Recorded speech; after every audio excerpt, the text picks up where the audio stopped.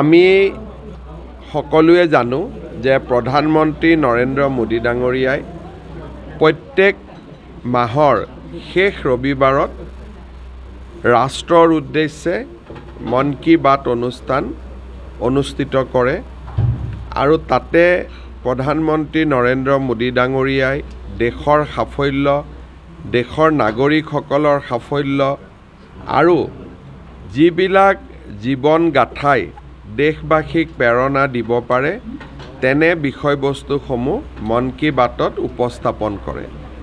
আৰু এই মন কী বাত অনুষ্ঠানটো তেখেতে সম্পূৰ্ণ অৰাজনৈতিক ৰূপত কথা পাতে আৰু চৰকাৰৰ সাফল্যৰ স্থানত ৰাইজৰ যি সাফল্য, ব্যক্তি জীৱনৰ যি সাফল্য, সামাজিক জীৱনৰ যি সাফল্য তাৰ বিষয়ে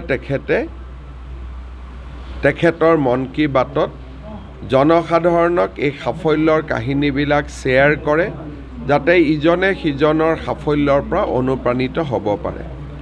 অসমত আমি চেষ্টা কৰিছোঁ যে প্ৰত্যেকখন গাঁৱত, প্ৰত্যেকখন বুথত যাতে এই মন কী বাত অনুষ্ঠান অনুষ্ঠিত হ'ব পাৰে। যোৱা মাহত আমি অসমৰ 21,000 গাঁৱত মন কী বাত অনুষ্ঠান আয়োজন কৰিব পাৰিছিলোঁ। এইবাৰ সংখ্যাটো আৰু অলপ বাঢ়িব।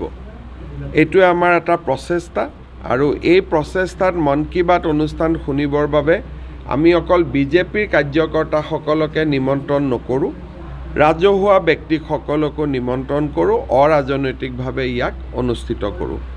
আজি